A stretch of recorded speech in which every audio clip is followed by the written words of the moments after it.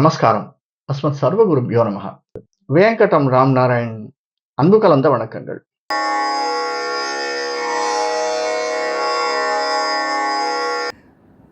எந்த ஒரு சந்தர்ப்ப சூழ்நிலையும் எது நல்லதோ மற்றவர்களுக்கும் நமக்கும் அதையே செய்ய துடிக்கும் அந்த எண்ணத்தை கொண்ட தனுர் ராசி நண்பர்களே எதிர்வரக்கூடிய சனி பயிற்சி நமக்கு எப்படி இருக்கும்? Very simple sir. நம்ம நிறைய பயிற்சி பார்த்துருக்கோம். குரு பயிற்சி, ராகுகேது பயிற்சி, சூரிய பயிற்சி, அப்படி இப்படின்னு பார்த்துருக்கோம். இந்த எதிர்வரக்கூடிய 2025 மார்ச் மாதம் 29 நிகழக்கூடிய சனி பயிற்சி நமக்கு எப்படி இருக்கும்? எனக்கு ஏதாவது சார் கொஞ்சமாவது பிரச்சனை இல்லாமல் போகுமா? இது வரைக்கும் ஒன்றும் பெருசாக பிரச்சனை இல்லை, ஆனாலும் என்னமோ ஒரு மாதிரி ஒரு சரியாகவே இல்லை சார், சங்கடமாக போயிட்டுருக்கு. இந்த சங்கடங்கள் மாறுமா? சனியினால் ஏதாவது என்ன? சனி நமக்கு 3ஆம் இடத்துலேருந்து 4ஆம் இடத்துக்கு போகிறார். 4ஆம் வீடு அப்படிங்கிறது ஏதாவது அமையுமா? ரொம்ப நாளாக ஆசை, வீடு மனை வாகனம் வாங்கணும், ஒரு அட்லீஸ்ட் எல்லாரும் காரில் போகிறாங்க, நாமளும் காரில் போகணும், இப்படிலாம் ஒரு ஆசைகள் இருக்குது சார்.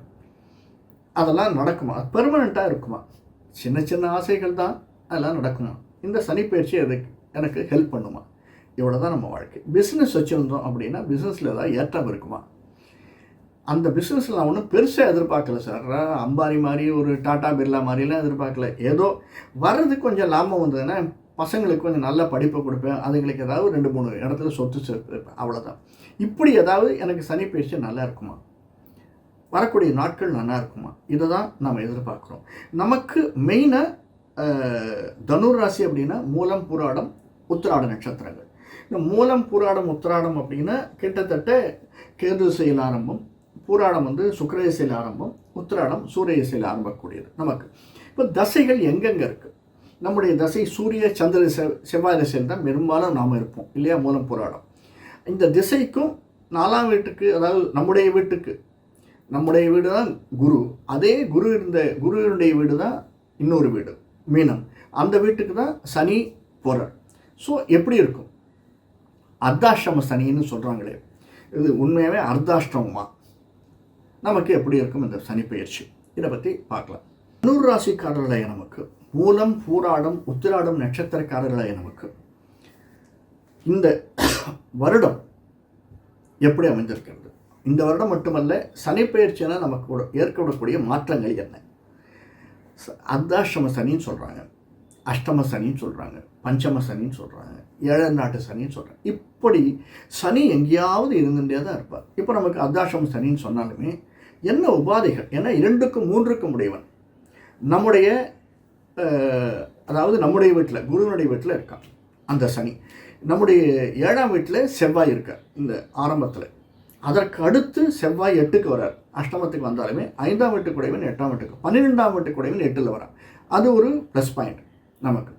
ஸோ சூரியன் புதன் எங்கே இருக்காங்க? நம்முடைய இன்றைக்கி பொசிஷனுக்கு நம்முடைய கிரகம் இன்றைக்கி நம்ம எந்த திசையில் இருக்கோம்? சூரிய திசையில் இருக்குமா, சந்திர திசையில் இருக்குமா, செவ்வாய் திசையில் இருக்குமா, ராகு திசையில் இருக்குமா? உத்திராட நட்சத்திரக்காரர்களுக்கு கொஞ்சம் குரு சனி திசை வரும். மெயினாக நம்ம பார்க்கக்கூடியது ஒரு 25 வயசுலேருந்து 70 வயசு வரைக்கும் தான் நம்ம பார்க்குறோம் இல்லையா? ஸோ மூல நட்சத்திரம் அப்படின்னா நமக்கு 25 வயசு அப்படின்னா சூரிய திசை வந்துடும், அப்ராக்சிமேட்டாக சூரியன் வந்துடும். நமக்கு சூரிய திசையாக இருந்தால் நம்ம எப்படி இருப்போம்? அந்த தசைகள் ஒரு 3-4 தசைகள் தான். அதற்கும் ஈக்குவேஷன், சனி பயிற்சிக்கும் இந்த வருடத்திற்கும் நம்முடைய அதிபதியான குருவுக்கும் ஈக்குவேஷன் எப்படி இருக்குது? அதெல்லாம் தான் நம்ம சேர்த்து பார்க்க போகிறோம். அதனால் இது வரைக்கும் யாராவது சப்ஸ்கிரைப் பண்ணல அப்படின்னா சப்ஸ்கிரைப் பண்ணிக்கோங்க, பெல் பட்டன் அழுத்துங்க, லைக் பண்ணுங்கள், பிடிச்சிருந்தனா அடுத்தவங்களுக்கு ஷேர் பண்ணுங்கள். எதிர்வரக்கூடிய மற்ற காணொலிகளையும் நம்ம கட்டாயம் பார்க்கலாம். சின்ன சின்ன விஷயங்கள் தான் சார். லைஃப் அப்படிங்கிறது சின்ன விஷயங்கள் எதிர்பார்ப்பு தான், பெருசாக இல்லை. ஒரு லேடிஸ்ன்னு எடுத்துட்டோன்னா கணவன் வெளியிலேருந்து வரைச்சே ஒரு பூ வாங்கிட்டு வரணும் அப்படின்னு எதிர்பார்க்குறாங்க. குழந்தை என்ன எதிர்பார்க்குறது? ஒரு சாக்லேட் கிடைக்காதா? வயசானவங்களும் அதை தான் எதிர்பார்க்குறாங்க. ரொம்ப இப்போ வீடு மனை வாகனம் இருக்கணும், ஒரு பெரிய பேலஸ் வாங்கணும், அதெல்லாம் பெரிய பெரிய எதிர்பார்ப்புகள். ஆனாலும் லைஃப்பில் சின்ன சின்ன எதிர்பார்ப்புகளோடு தான் நம்ம இருக்கோம். அந்த எதிர்பார்ப்புகளை பூர்த்தி செய்யுமா இந்த வருடம், இந்த பயிற்சிகள் அப்படிங்கிறது தான் நம்மளுடைய எண்ணங்கள். அவ்வளோதான் லைஃபு. இந்த சனி பயிற்சியானது, சனியினால் ஏற்படக்கூடிய தாக்கம் நமக்கு எப்படி இருக்கும்? ஏன்னா 4ஆம் வீட்டுக்கு போகிறோம் அப்படிங்கிறதுனால சில பேருக்கு நல்லதொரு ஏற்றத்தையும் மாற்றத்தையும் தந்தாலுமே அது குருவினுடைய வீடு. அந்த 6 மாதம் கழித்து குரு குரு நமக்கு 7ஆம் வீட்டுக்கு போகச்சு, குருவினுடைய பார்வையை நம்ம வீட்டுக்கு தனுர் ராசிக்கு படைச்சு நிச்சயமாக மென்மையை தரக்கூடியதாக இருந்திருக்கும். எப்போ பார்த்தாலும் இந்த பூனை எலி ஓட்டமாகவே இருக்கும் சார். கடைசி வரைக்கும் இழுத்துண்டே போயின்னு இருக்கும். அப்படி கொஞ்சம் முன்னாடி போவோம், பின்னாடி சறுக்கும், முன்னாடி போவோம், பின்னாடி சறுக்கும். இப்படியே தான் சார் இருக்குது. வாழ்க்கையே அப்படி தான் இருக்குது. ஆமாம், அப்படி தான் இருக்குது. மாறுதல் உண்டா? நிச்சயமாக மாறுதல் உண்டா. இந்த சனி பயிற்சியில் நாம் இடம் மாறுதல் உண்டு. வெளிநாடு செல்வதற்கான மாறுதல்கள் உண்டு. வெளி மாநிலம் செல்வதற்கு மாறுதல்கள் உண்டு. நிச்சயமாக பிஸ்னஸில் இருப்பவர்களுக்கு எக்ஸ்பேன்ஷனுக்கு வழி உண்டு. தனுராசிக்காரர்கள் எழுதி வைத்துக் கொள்ளுங்கள். நம்ம எந்த திசைன்னு ஒன்று ஒன்றா பார்க்கலாம். முதம் போராடம் உத்திராடம் இருக்கிறதுல எந்த திசையில் இதெல்லாம் இருக்குது அப்படிங்கிறத பார்க்கலாம். இது வெளிநாடு செல்வதற்கு, வெளி ஊர் செல்வதற்கு, வெளி மாநிலம் செல்வதற்கு, அதாவது இந்த இடத்தை விட்டு அடுத்த இடம் செல்வதற்கு. அப்படின்னா என்ன அர்த்தம்? ஒன்று நம்ம சிங்கிள் பெட்ரூம்னு டபுள் பெட்ரூம் ஃப்ளாட்டுக்கு போகலாம். இது மோராலஸ் எல்லாருமே எதிர்பார்க்கக்கூடியது, எல்லா ராசிநாதனுக்கும் கிடைக்கக்கூடியது. அல்லது வீடு மனை வாகனம், என்ன 4ஆம் வீடு நமக்கு 12க்கும் 5க்கும் உடையவன் எங்கே இருக்கான்றதை பொறுத்து 8ஆம் வீட்டுக்கு வரைச்சே நல்ல பொசிஷன்கள் இருக்கச்சு. 4லே சுக்கிரன் இருக்கான், சூரியன் இருக்கான், சந்திரன் இருக்கான். இந்த ஆரம்பத்தில் பயிற்சியும் போது ராகு 3ஆம் இடத்திற்கு வரான். சில பேருக்கு சொல்லுவாங்க ராகுனுடைய பார்வை உண்டு 11-3ன்னு, சில பேர் இல்லைன்றது உண்டு. ஆனாலும் ராகு நம்முடைய 3ஆம் இடத்திற்கு போனால் அது சனியினுடைய வீடு. அந்த சனி 4ஆம் இடத்திற்கு போனால் அது குருவனுடைய வீடு, நம்ம சொந்த வீடு. அந்த குரு இப்போ 7ஆம் இடத்திற்கு போகிற அது புதனுடைய வீடு. ஸோ இந்த காம்பினேஷனை வச்சு பார்க்கச்சு நாம் எடுக்கக்கூடிய தீர்க்கமான முடிவுகள், அதாவது சில சந்தர்ப்பங்கள் அவசரமாக முடிவெடுத்துருவோம் சார். அது செய்யாதீங்க. அது செஞ்சிங்கன்னா பொசுக்குன்னு போயிடும். கொஞ்சம் நிதானமாக ஒரு முடிவெடுங்க. சார் புரியல சார் நீங்கள் சொல்கிறது அப்படின்னா, இப்போ நம்ம ஒரு பேங்க்கில் லோன் வாங்க போகிறோம் வீட்டுக்கு. எப்படி எடுப்போம்? நேராக போவோம், ஐசிஐசிஐ பேங்க் போவோம், அப்ளிகேஷன் ஃபில்அப் பண்ணுவோம், வாங்கிட்டு வந்துடுவோமா? இல்லை. ஐசிஐசிஐ பேங்க்கில் எவ்வளோ பர்சன்டேஜ், ஒரு டொமஸ்டிக் பேங்க்கில், அதாவது ஹெச்டிஎஃப்சியில், ஒரு இந்தியன் பேங்க்கில், கார்ப்பரேட் பேங்க்கில், கார்ப்பரேஷன் பேங்க்லலாம் என்ன பர்சன்டேஜ், இந்த மாதிரி ஒரு கால்குலேட் பண்ணி அறிவினால் எடுக்கக்கூடிய முடிவுகள். ஏன்னா குரு 7ஆம் இடத்திற்கு போகிறதுனாலையும் இந்த எதிர்வரக்கூடிய வருடம் அந்த மாதிரி நாம் டிசைட் பண்ணினோம்னா, ஏன்னா நம்முடைய 10ஆம் வீட்டை 7ஆம் பார்வையாக பார்க்குறார். யார்? சனியனுடைய பார்வை இருக்குது. அது புதனுடைய வீடு. அதனால் நாம் எடுக்கக்கூடிய தீர்க்கமாக நிதானமாக எடுக்கக்கூடிய முடிவுகள் நமக்கு நல்லவை தரும். அவசரமாக அந்த முடிவுகளை எடுத்து விடாதீர்கள். 9ஆம் இடத்திற்கு கேது வர ஞானமோட்சக்காரகன். அந்த இடம் 9ஆம் வீடு ஒரு அருமையான இடம். அது சூரியனுடைய வீடு. அங்கே கேது வருவதனால் நமக்கு ஆன்மீக சம்பந்தமாகவும் அரசியல் சம்பந்தமாகவும் தொடர்பு ஏற்படுவதற்கு சாத்தியக்கூறுகள் அதிகமாக இருக்குது. யார்? தனுராசிக்காரர்களுக்கு. அதன் மூலியமாக நமக்கு ஒரு ஸ்டேட்டஸ் இம்ப்ரூவ் ஆகிறதுக்கும் அவர்கள் மூலியமாக நமக்கு ஹெல்ப் கிடைக்கிறதுக்கும் சாத்தியக்கூறுகள் அதிகமாக இருக்குது. அதையும் நாம் மனதில் கொள்ள வேண்டும். 3வது, மெயினாக நமக்கு பிஸ்னஸில் யாராவது ஒத்து வருவாங்களா, உழைப்பாங்களா, பிஸ்னஸ் இம்ப்ரூவ் ஆகுமா? நிச்சயமாக. ஏன்னா 10ஆம் வீட்டுக்கு அதிபதியான புதன், அந்த வீட்டை சனியனுடைய பார்வை இருந்தாலுமே புதன் எங்கே இருக்கார்? ஏன்னா நமக்கு புதன் திசை வரவே வராது. கிட்டத்தட்ட உத்திராட நட்சத்திரக்காரர்களை தவிர மற்றவர்களுக்கு கடைசியில் கூட புதன் திசை வரவே வராது. வரக்கூடிய திசைகள் ஏன்னா 25 வயசுக்கு மேலே தான் நம்ம பேசுகிறோம். சூரியன், சந்திரன், செவ்வாய், ராகு, மேக்சிமம் குரு. ஏன்னா உத்திராட நட்சத்திரக்காரர்களுக்கு ராகு, குரு, சனி வரும். அதை பார்ப்போம்.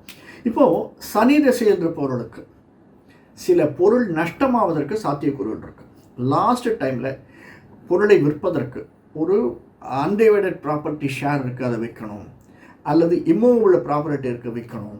வீட்டில் ரொம்ப காலமாக ஒரு அலமாரி இருக்குது, அதை நான் கொடுத்துடணும். விற்கணும்னு அவசியம் இல்லை, நம்ம விட்டு பிரிந்து போயிடும். அந்த மாதிரி சனி திசையில் இருப்பவர்களுக்கு சனி இந்த பயிற்சியினால் ஏற்படக்கூடிய சாத்தியக்கூறுகள் இருக்குது. அவர்களுக்கு மற்ற விதமான மைனஸ் பாயிண்ட்டும் இருக்குது, அதை அப்புறம் பேசலாம். மெயினாக இப்போ நம்ம சூரிய திசையில் இருப்பவர்களுக்கு, சூரியன் நமக்கு 9ஆம் வீட்டுக்கு அதிபதி. சனிக்கும் சூரியனுக்கும் அப்பனுக்கும் பிள்ளை. ஆனால் பார்வை இல்லை அப்படிங்கிறதுனால, ஏன்னா அந்த வீட்டை சனி பார்க்கல. இது வரைக்கும் சூரியனுடைய வீட்டை பார்த்துருந்தார். இப்போது சனியனுடைய பார்வை இல்லை. அதனால் ஒரு நிச்சயமான ஒரு ரிலீஃப். சூரிய திசையில் இருப்பவர்களுக்கு ஒரு மேரேஜ் ஆகிறதுக்கு சாத்தியக்கூறுகள் இருக்குது. மேரேஜ் ஸ்டேஜில் இருந்தால், சார் எனக்கு 12 வயசு தான் சார் ஆகுது அப்படின்னா பூராட நட்சத்திரக்காரர்களுக்கு ஏன்னா 6 வயசில் கிட்டத்தட்ட சுக்கிரதசை 6 வருஷம் இருந்திருக்கும். அப்புறம் ஒரு 6 வருஷம்னா சூரியதசை 12 வருஷம்னா இருந்துச்சு எனக்கு மேரேஜ் ஆகுமானா அப்படி கேட்கக்கூடாது. சரியா? மேரேஜ் ஆகக்கூடிய சந்தர்ப்பமாக இருந்தால் மேரேஜ் ஆகிறதுக்கு சான்சஸ் இருக்குது. ஏன்னா அது இந்த சனி பயிற்சியான ஒன்று. நாம் மெயினாக பார்க்கணுன்னா சந்திர திசை செவ்வாய் திசை பார்ப்போம். நமக்கு 5ஆம் வீட்டுக்குடைய ஒன்று திசை செவ்வாய் திசை. சில பேருக்கு லேட் மேரேஜ்னு இருக்கும். அப்படிப்பட்டவர்களுக்கு செவ்வாயினுடைய மூமெண்ட் ரெட்டார்டேஷன்னு சொல்லுவாங்க. செவ்வாய் திரும்பி வர்றபோது அல்லது திரும்பவும் 7ஆம் இடத்திற்கு வர்றபோது அல்லது செவ்வாய் வக்கரம் அடையும் போது அவர்களுக்கு ஒரு நல்லதை கொடுக்கக்கூடியதாக இந்த சனி பயிற்சி அமைந்திருக்கிறது. இந்த விஸ்வாவசு வருஷத்தில் அந்த நல்ல ஒரு நிகழ்ச்சி காதில் விழுவதற்கு சாத்தியக்கூறுகள் இருக்கு செவ்வாய் திசையில் இருப்பவர்களுக்கு. அடுத்து சந்திர திசையில் இருப்பவர்களுக்கு சந்திர திசை எப்பயுமே நமக்கு சந்திரன் 8ஆம் வீட்டுக்கானவன். அந்த சந்திரனுக்கு ராகு கேது வரப்போது அல்லது சந்திரன் அந்த பக்கம் ராகு கேது மேலே போகும்போது சந்திரன் எங்கே இருக்கான் அப்படிங்கிறத கனெக்ட் பண்ணிச்சு. ரொம்ப ஃப்ளக்சுவேஷனாக இந்த வருடம் இந்த சனி பயிற்சி நமக்கு அமைவதற்கு சாத்தியக்கூறுகள் இருக்குது. சந்திர திசையில் இருப்பவர்களுக்கு பிஸ்னஸில் இருக்கிறவங்களுக்கு நிறைய ஃப்ளக்சுவேஷன் இருக்கும் சார். திடீர்னு 20% லாபம் வரும். திடீர்னு அடுத்த மாதம் பார்த்தோம்னா ஒன்றுமே இருக்காது. ஒரு 2% 3%ல் கல்லா கட்டுற மாதிரி இருக்கும்.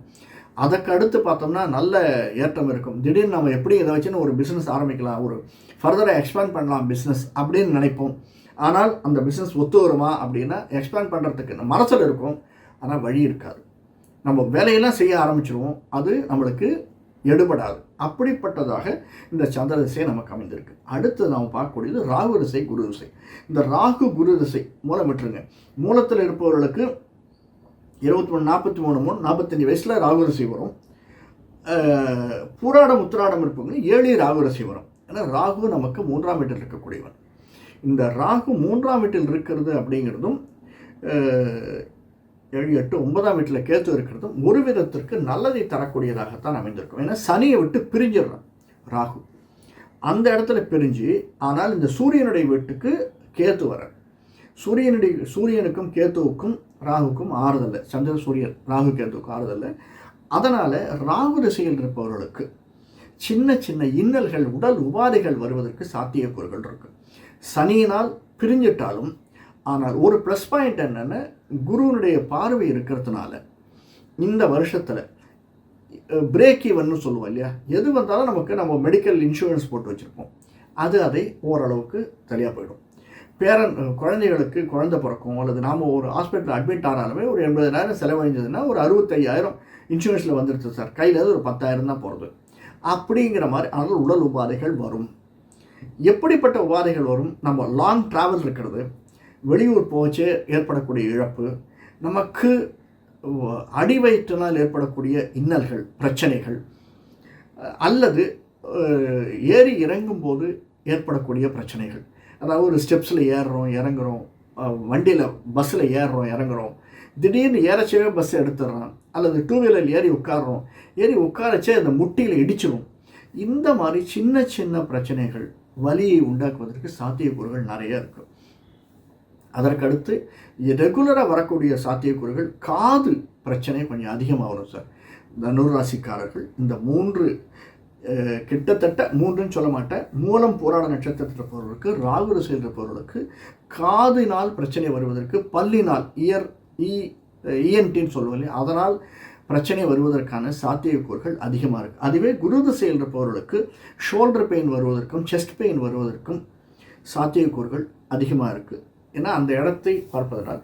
அது மட்டுமல்ல, கேத்துவனுடைய பிரச்சனை ராகுவனுடைய பிரச்சனை எப்போ இருந்தாலுமே ஒரு நிலையற்ற தன்மையை மனசுக்குள்ளே கொடுத்துட்டே இருப்பான். இந்த ஒரு வருஷம் முழுசும் கொஞ்சம் எப்போ ரிலீஃப் கிடைக்கும் அப்படின்னா செப்டம்பருக்கு மேலே ரிலீஃப் கிடைக்கும். இன்னும் குருவனுடைய பார்வை இருக்குது. அதுவுமே திரும்பி செவ்வாய் சேர்ற போது கொஞ்சம் இக்கட்டான சூழ்நிலைகள் வரும். இதையெல்லாம் நாம் சமாளிக்கக்கூடிய மனப்பக்குவத்தை நமக்கு நம்முடைய குலதெய்வ இஷ்டதெய்வ வழிபாடு தான் சார் கொடுக்கணும். அதை நம்ம கெட்டியாக பிடிச்சிக்கணும். இந்த இன்னல்கள் சிக்கலிலிருந்து நாம் தேர்வதற்கு குலதெய்வ இஷ்டதெய்வ வழிபாடு ரொம்ப முக்கியமாக அமைந்திருக்கிறது. 4ஆம் வீட்டிற்கு சனி வர்றதுனால ஆஞ்சநேயர் உபாசனை, ஆஞ்சநேயர் வழிபாடு, ராமலக்ஷ்மண ஆஞ்சநேயரோடு சேர்ந்து ஆஞ்சநேயரை வழிபடுவது மிக மிக ஏற்றத்தை தரக்கூடியது. எதுவுமே இல்லை நமக்கு பிடிக்கிறதோ பிடிக்கலையோ ஆஞ்சநேயருக்கு ஒரு வெத்தலை காப்பு சாத்திவார். ஒரு நம்மளுக்குன்னு ஒரு பிரச்சனை இருக்குது, அல்லது நமக்குன்னு இப்போது உதாரணத்துக்கு வெளிநாடு போகணும், அது இழுத்துட்டே வருது, அமைய மாட்டேங்கிறது, ஆஞ்சநேயருக்கு ஒரு வெத்தலை மாலை சாத்திடுவாங்க. சார் இதுக்கும் அதுக்கும் என்ன சார் சம்பந்தம்? இருக்குது, சம்பந்தம் நிறைய இருக்குது. அமாவாசை வந்தால், பௌர்ணமி வந்தால் கடல் அலை மேலே ஏறுறது இறங்கலையா? உங்களுக்கு ஒரு விஷயம், இந்த நியூசிலாந்து பக்கத்தில் இருக்கிற ஒரு தீவில் அமாவாசை பௌர்ணமியோடு தான் அந்த கடலில் இருக்கக்கூடிய சில பிராணிகள் இனவிருத்தியே செய்கின்றன. அந்த மாதிரிலாம் இருக்குது. ஸோ அதையெல்லாம் நம்ம கணக்கில் எடுத்துக்கணும். அதனால் ஆஞ்சநேயருக்கு ஒரு வெத்தலை மாலை சாத்தி வருவது மிக மிக ஏற்றத்தை தரக்கூடியதாக அமையும். அதே மாதிரி யாருக்காவது ஒரு பிரேக் வேணும் அப்படின்னு நினச்சேன். ரொம்ப நாள் ஆயிடுச்சு சார், எனக்கு 2-3 வருஷம் ஆச்சு, எனக்கு ப்ரமோஷன் கிடைக்கல, ஒரு ட்ரான்ஸ்ஃபர் கேட்டுட்டே இருக்கேன், ட்ரான்ஸ்ஃபர் கிடைக்கல. இந்த மாதிரி இருக்கக்கூடியவர்களுக்கு ஒரு ஆஞ்சநேயருக்கு வடைமாலை சாற்றுங்கள். அது ஒரு நல்ல ரிலீஃபை கொடுக்கும். இதைவிட முக்கியமான ஒன்று, நமக்கு பிடிச்ச தெய்வமாக நம்ம குருவாக வணங்கக்கூடிய தெய்வங்கள் இருக்குது. அது குரு தட்சிணாமூர்த்தியில் ஆரம்பித்து குரு சுப்பிரமணியரை வச்சுட்டு ஐயப்பன்லேருந்து ஐயனார்லேருந்து எல்லை தெய்வங்களாக இருந்தாலும் நாம் குருன்னா என்ன வழிகாட்டுது. நாம் யாரையோ வழிகாட்டுதெல்லாம் நினச்சிட்டு இருக்கோம். எந்த தெய்வத்தை வேணாலும் நினச்சிட்டு இருக்கலாம். அல்லது சில மடாதிபதிகள் இருப்பாங்க, எனக்கு இவர் தான் குரு அப்படின்னு, அவர்களை நினைத்து கொண்டிருக்கலாம். அந்த குருவை சென்று வணங்கி விட்டு வாருங்கள். இது ஏற்றத்தை தரக்கூடியதாக அமையும். குருவை சென்று, எந்த குருவை சென்று வணங்கும் போதும் ஏதாவது ஒரு துணி தானமாக கொடுத்து விட்டு வாருங்கள். எங்கே இருந்தாலும் கோவிலுக்கு போனோம்னா கோவிலில் அந்த 2 சன்னதிக்கு 2 துணி வாங்கி போய் தானமாக கொடுங்க. அம்பாள் சன்னதியாக ஒரு புடவையோ ஒரு ப்ளவுஸ் பெட் ஏதோ ஒன்று தானமாக கொடுங்க. இப்படி ஏதாவது ஒரு துணி தானமாக கொடுத்து விட்டு வருதல் இந்த விஸ்வாவசு வருஷத்தில் நாம் நினைத்ததை சாதிக்கக்கூடியதாக நிச்சயமாக அமைந்திருக்கிறது. அது நம்மை உயர்த்தும். தனுராசிக்காரர்களாக நமக்கு மூலம் பூராட உத்திராட நட்சத்திரம் இருப்பவர்களுக்கு நிச்சயமாக ஏற்றமும் மாற்றமும் உண்டு என்பதில் சிறிதும் சந்தேகமில்லை. வேறொரு காணொளியில் சந்திப்போம். நன்றி, வணக்கம்.